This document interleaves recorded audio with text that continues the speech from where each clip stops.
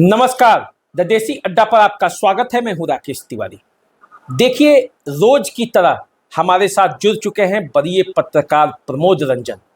और प्रमोद जी, आप तो जानते हैं, दिल्ली में नीतीश कुमार पहुंच चुके हैं। बिहार के मुख्यमंत्री के साथ उनके सबसे भरोसेमंद साथी विजय चौधरी भी हैं और जदयू के कार्यकारी अध्यक्ष संजय झा भी हैं। आपको पता है, आज दिल्ली में जनता दल यूनाइटेड की बैठक भी होनी है, नेताओं की बैठक होनी है और उसमें ये तय होगा कि बिहार में जो अगली नई सरकार बनने वाली है उसमें कौन कौन लोगों को शामिल करना है, कैसे उस पूरे प्रकरण को कैसे डील करना है। क्योंकि इसके बाद नीतीश कुमार की मुलाकात प्रधानमंत्री नरेंद्र मोदी और अमित शाह से भी हो सकती है। बीजेपी के साथ किस तरह से डील करना है, जो नई सरकार बनेगी उसका स्वरूप क्या होगा, इन सब बातों पर आज चर्चा होगी। राष्ट्रीय कार्यकारिणी के सदस्य और राष्ट्रीय परिषद के सदस्य इस बैठक में मौजूद रहेंगे। तो प्रमोद जी, आपको क्या लगता है, नीतीश कुमार जो दिल्ली पहुंचे हैं उसके बाद वो जो कल उनका शपथ समारोह है, 11 को रहेंगे, 12 को रहेंगे, संभवतः 13 को नीतीश कुमार पटना लौट रहे हैं। इस बीच नीतीश कुमार दिल्ली में क्या करेंगे और वो अपने पार्टी के लिए ज़्यादा से ज़्यादा किस तरह का प्रयास करेंगे कि ज़्यादा से ज़्यादा जनता दल यूनाइटेड के लिए वो हिस्सा ले सके। क्योंकि आप जानते हैं, नीतीश कुमार को हैंडल करना बड़ा मुश्किल है। वो सबसे ज़्यादा लेते हैं, वो सबसे ज़्यादा किसी अपना हिस्सा लेने में कभी वो कमज़ोर नहीं रहे। तो ऐसे में आप क्या देखते हैं, ये नीतीश का दौरा जो दिल्ली में है वो कितना महत्वपूर्ण है? देखिए राकेश जी, सबसे पहले मैं आपको जानकारी दे दूं कि नीतीश कुमार संजय झा और विजय कुमार चौधरी के साथ दिल्ली पहुंच गए हैं। दूसरी मैं आपको जानकारी दे दूं कि कल उनका 12:15 पर राज्यसभा के सदस्य के रूप में शपथ होगा। और तीसरी अहम जानकारी मैं आपको अभी दे रहा हूं कि नीतीश कुमार कल शाम को ही पटना लौट आएंगे।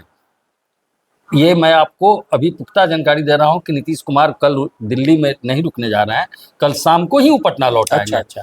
तो कल शाम को वो 10 तारीख को पटना लौट आएंगे। 11 को उनके जदयू के लोगों की बैठक है और जहां तक संभव है कि 13 तारीख को एनडीए गठबंधन की बैठक होगी और 14 तारीख को नीतीश कुमार इस्तीफा दे देंगे। नीतीश कुमार का मुख्यमंत्री के रूप में यह दिल्ली का अंतिम दौरा है। लौटने के बाद वो 13 या 14 को इस्तीफा देंगे महामहिम राज्यपाल को और 15 तारीख को संभावना जिस तरह बताई जाती है कि 15 तारीख को गांधी मैदान में नए मुख्यमंत्री का शपथ ग्रहण होगा। और यह भी करीब करीब तय माना जा रहा है कि भारतीय जनता पार्टी की सरकार पहली बार बिहार में बनेगी और मुख्यमंत्री भाजपा से ही होगा।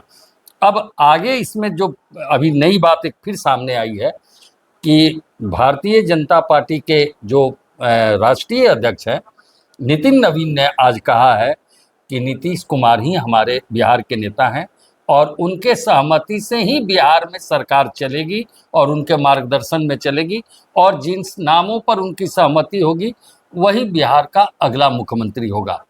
देखिए प्रमोद जी, नीतीश कुमार को समझना और नीतीश कुमार को जानना बड़ा मुश्किल है। बाएं हाथ को भी पता नहीं चलता है कि नीतीश कुमार कब क्या करेंगे। लेकिन जिस तरह से इन दिनों उनका सेहत को लेकर कई तरह की चर्चाएं चल रही हैं और उसके बाद 13 तारीख को संभवतः जो है मंत्री परिषद की भी बैठक होनी है। वो उनको एक विदाई बैठक ही मान लीजिए कि मंत्रिमंडल का बैठक होगा, उसमें वो उनकी विदाई भी संभव है। तो अब ये पूरा जो प्रकरण है बिहार से लेकर दिल्ली तक और राजनीति के गलियारों में तरह तरह की चर्चाएं होती है। लेकिन इतना तय है कि बिहार का अगला जो मुख्यमंत्री, अगला सम्राट जो बनेगा, वो उस पर पहले नंबर पर सम्राट चौधरी बने हुए हैं। लेकिन बीच बीच में कई चर्चाएं भी आ रही है। मैं अभी भी आपको कहता हूं कि सम्राट चौधरी को नीतीश कुमार का आशीर्वाद प्राप्त है, लेकिन अंतिम समय में चौंकाने वाले फैसले बीजेपी भी लेती है और चौंकाने वाले फैसले नीतीश कुमार भी लेते हैं। तो क्या अंदर में कुछ गांठें चल रही हैं, राजनीति में कुछ चर्चाएं हो रही है, राजनीति के अंदर जो दिल्ली में और पटना में क्या कुछ खिल रहा है, आपको कुछ जानकारी है? देखिए, बिहार का जो मसला है राकेश जी, इसको यूं समझिए कि राजनीति में राजनीति हो रही है, पहला चीज। दूसरा चीज मैं आपको बहुत स्पष्ट बताता हूं कि जो शपथ ग्रहण हो रहा है कल, तो बिहार से राज्यसभा के लिए 5 लोग निर्वाचित हुए हैं। उपेंद्र कुशवाहा हैं, शिवेश कुमार हैं, रामनाथ ठाकुर हैं, नितिन नवीन है। नितिन नवीन है। लेकिन चूंकि सरकार 15 तक बना देनी है, इसलिए शपथ ग्रहण केवल कल नीतीश कुमार का होगा। बाकी लोगों का शपथ ग्रहण राज्यसभा के सदस्य के रूप में 16 तारीख को होगा। और 16 तारीख से राज्यसभा का कार्रवाई भी है, चल रहा है, सदन भी चल रहा है। सदन भी चलेगा। तो ये इस चीज को आप ध्यान में रखिए, चूंकि इंतजार किया जा रहा था कि खरमास खत्म हो जाए, जो माना जाता है हिंदू रीति के अनुसार कि ये खरमास है, इसमें बहुत बड़ा शुभ काम नहीं होता है। तो ये खरमास खत्म हो जा रहा है 14 को, और 15 को नई सरकार बिहार को मिल जाएगी, बिहार की जनता को मिलेगी। तो इस चीज को ध्यान में रखिए कि नीतीश कुमार को इस्तीफा देना ही है, इसलिए 10 तारीख को उनका ये शपथ कराया जा रहा है राज्यसभा के सदस्य के रूप में। दूसरी बात आई है, आपने कहा कि बिहार का सम्राट कौन होगा। आपने ये भी कहा कि नीतीश कुमार का आशीर्वाद उनको प्राप्त है, सम्राट चौधरी जी को प्राप्त है।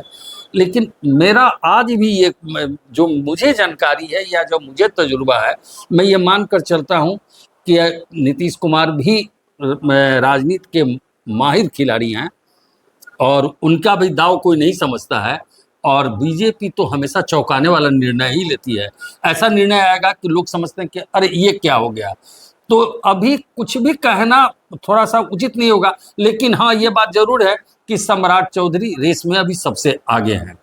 अच्छा देखिए प्रमोद जी, मुख्यमंत्री की भी बातें हो रही है कि कौन मुख्यमंत्री होगा, लेकिन उसके बाद जो मुख्यमंत्री के रेस में नहीं है, वो चाहते हैं कि मंत्रिमंडल में शामिल हो जाए।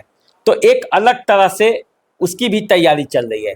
जनता दल यूनाइटेड के कोटे से कौन कौन मंत्री बन सकता है, इसकी संभावनाएं भी हैं। क्या पुराने चेहरे को ही जनता दल यूनाइटेड प्राथमिकता देगी, या जैसा कि कहा जा रहा है कि टीम निशांत के कुछ लोगों को भी मंत्री बनाया जाएगा, अधिकतर जो चेहरे हैं वो पुराने होंगे। आपका क्या कहना है इस पर? देखिए, जेडीयू में जो कुछ वरिष्ठ लोग हैं या खासम खास हैं मुख्यमंत्री के, उनको तो जगह मिलना ही मिल रहा है। जैसा विजय चौधरी जी को देख लीजिए, कहा जाता है कि अशोक चौधरी जी भी खासम खास में हैं।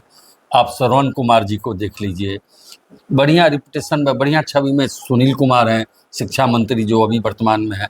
ऐसे कई नाम हैं, लेकिन चूंकि अब नेतृत्व भाजपा का है, इसके पूर्व में नेतृत्व जेडीयू का था, तो ये मानकर चलिए कि अपर हैंड भाजपा का रहेगा, मुख्यमंत्री भाजपा का है। तो निश्चित रूप से मंत्रिमंडल की जो सूची जाएगी वह मुख्यमंत्री से होकर गवर्नर तक जाएगी।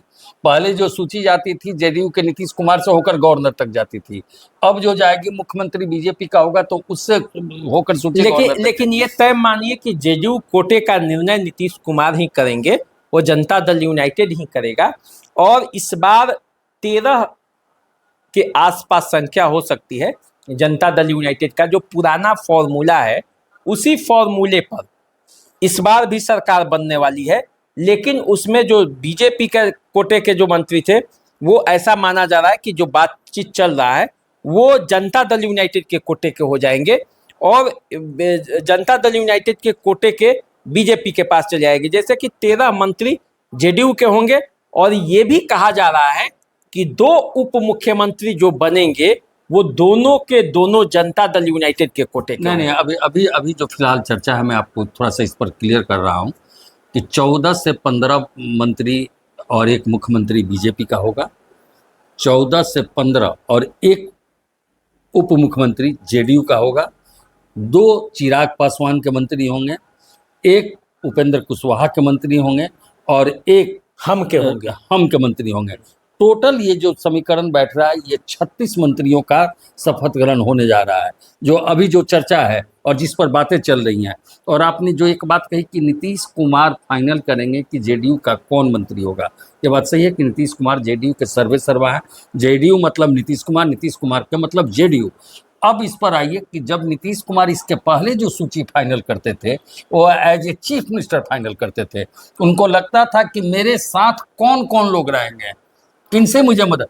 अब जो नीतीश कुमार फाइनल करेंगे इस रूप में फाइनल करेंगे कि ये कौन से ऐसे लोग होंगे जो सरकार में अपनी जेडीयू की उपलब्धता बनाए रखेंगे और सरकार को गाइड कर सकेंगे, क्योंकि नीतीश कुमार तो रहेंगे नहीं उसमें, इसलिए इसमें भी परिवर्तन होगा। मुझे ऐसा लगता है कि कुछ पुराने लोग हटाए जाएंगे, कुछ नए चेहरे को लाया जाएगा और कुछ जेडीयू के तजुर्बाकार जो लोग हैं उनको उसमें शामिल किया जाएगा। निश्चित रूप से ये कहा जा रहा है कि जनता दल यूनाइटेड के 2 उप मुख्यमंत्री होंगे। देखिए इसी पर बातचीत चल रही थी। विधानसभा अध्यक्ष भी कहा जा रहा है कि जनता दल यूनाइटेड ही लेगा, ये तय लगभग अंदर हो रही है, सूत्र जो हमें बता रहे हैं।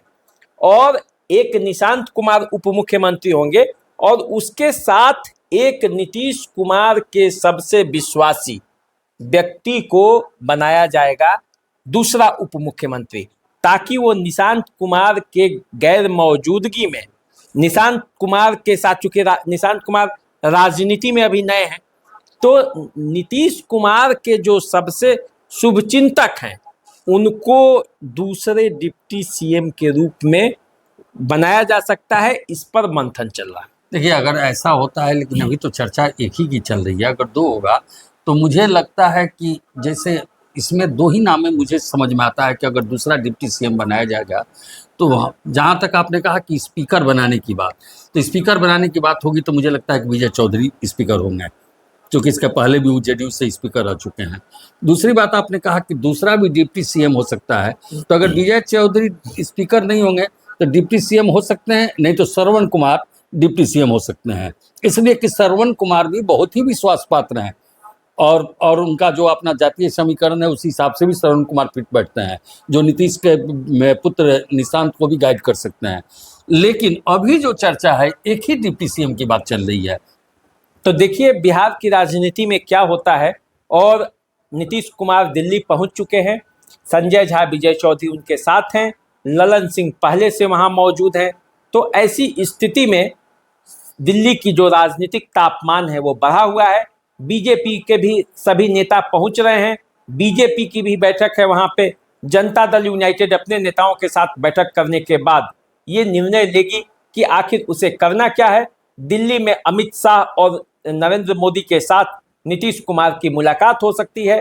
कल दिन के 12:30 बजे नीतीश कुमार जो है वो राज्यसभा के सदस्य के तौर पर शपथ लेंगे और इसलिए दिल्ली से लेकर पटना तक राजनीतिक तापमान गर्म है। एक इसमें और जानकारी बहुत अहम है कि बीजेपी कोर कमेटी की भी कल बैठक बुलाई गई है और उस बैठक में दोनों डिप्टी सीएम संजय जायसवाल, मंगल पांडे, ये इत्यादि, नित्यानंद राय, ये सारे दिग्गज लोग मौजूद रहेंगे और हो सकता है कि उसमें अमित शाह भी शिरकत करें। तो ये लगता है कि कल जो बैठक होगी बीजेपी की उसी में तय होने वाला कि मुख्यमंत्री कौन होगा और उस पर नीतीश कुमार से सहमति ले ली जाएगी, क्योंकि जब मुलाकात और जो पहले प्रोग्राम था कि नीतीश कुमार जाएंगे तो 10 तारीख को रहेंगे, 11 को शाम में लौटेंगे या 12 को लौटेंगे, उस कार्यक्रम में फेरबदल हुआ है। अभी जो मुझे सूचना प्राप्त है कि नीतीश कुमार कल शपथ ग्रहण करने के बाद कल शाम को ही पटना लौट आएंगे। तो देखिए राजनीति में परिवर्तन होते रहता है और क्या होगा कुछ इस पर अपडेट देने के लिए हम आपके सामने हाजिर होते रहेंगे, बताते रहेंगे कि बिहार की राजनीति में क्या चल रहा है। फिलहाल मुझे दीजिए इजाजत, प्रमोद जी हमारे साथ बने रहेंगे। नमस्कार। नमस्कार।